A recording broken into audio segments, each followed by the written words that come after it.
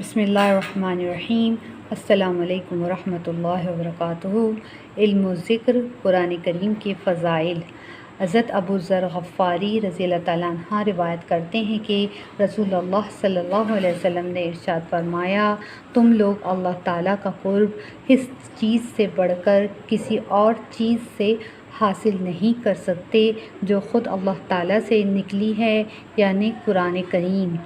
حضرت جابر رضی اللہ تعالیٰ عنہ سے روایت ہے کہ نبی کریم صلی اللہ علیہ وسلم نے ارشاد فرمایا، قرآن کریم ایسا شفاعت کرنے والا ہے جس کی شفاعت قبول کی گئی، اور ایسا جھگڑا کرنے والا ہے کہ اس کا جھگڑا تسلیم کر لیا گیا۔ جو شخص اس کو اپنے آگے رکھے، یعنی اس پر عمل کرے، اس کو یہ جنت میں پہنچا دیتا ہے، اور جو اس کو پیٹھ پیچھے ڈال دے، یعنی اس پر عمل نہ کرے، اس کو جہنم میں گرا دیتا ہے۔ فائدہ: قرآن کریم ایسا جھگڑا کرنے والا ہے کہ اس کا جھگڑا تسلیم کر لیا گیا۔ اس کا مطلب یہ ہے کہ پڑھنے اور اس پر عمل کرنے والوں کے لیے درجات کے بڑھانے میں اللہ تعالیٰ کے دربار میں جھگڑتا ہے، اور اس کے حق میں لاپرواہی کرنے والوں سے مطالبہ کرتا ہے کہ میرا حق کیوں نہیں ادا کیا۔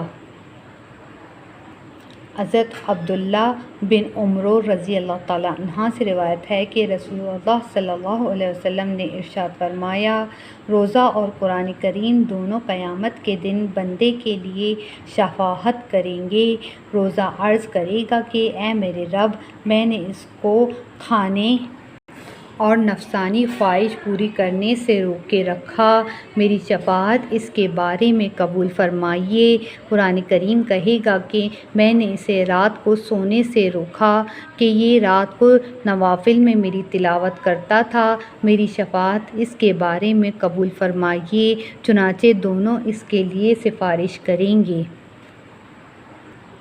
حضرت عمر رضی اللہ تعالیٰ عنہ فرماتے ہیں کہ نبی کریم صلی اللہ علیہ وسلم نے ارشاد فرمایا، اللہ تعالیٰ اس قرآن شریف کی وجہ سے بہت سے لوگوں کے مرتبے کو بلند فرماتے ہیں اور بہت سوں کے مرتبے کو گھٹاتے ہیں، یعنی جو لوگ اس پر عمل کرتے ہیں اللہ تعالیٰ ان کو دنیا اور آخرت میں عزت عطا فرماتے ہیں، اور جو لوگ اس پر عمل نہیں کرتے اللہ تعالیٰ ان کو ذلیل کرتے ہیں۔ حضرت ابو ذر رضی اللہ تعالیٰ عنہ روایت کرتے ہیں کہ رسول اللہ صلی اللہ علیہ وسلم نے مجھے ارشاد فرمایا، قرآن کریم کی تلاوت اور اللہ تعالیٰ کے ذکر کا اہتمام کیا کرو، اس عمل سے آسمانوں میں تمہارا ذکر ہوگا، اور یہ عمل زمین میں تمہارے لیے ہدایت کا نور ہوگا۔ حضرت عبداللہ بن عمر رضی اللہ تعالیٰ عنہ سے روایت ہے کہ نبی کریم صلی اللہ علیہ وسلم نے ارشاد فرمایا، حسد سوائے دو شخصوں کے کسی پر جائز نہیں، یعنی اگر حسد جائز ہوتا تو یہ دو شخص ایسے ہیں کہ ان پر جائز ہوتا، ایک وہ جس کو اللہ تعالیٰ نے قرآن شریف عطا کیا ہو اور وہ دن رات اس کی تلاوت میں مشغول رہتا ہو، دوسرا وہ شخص جس کو اللہ تعالیٰ نے مال عطا فرمایا ہو اور وہ دن رات اس کو خرچ کرتا ہو۔ مسلم۔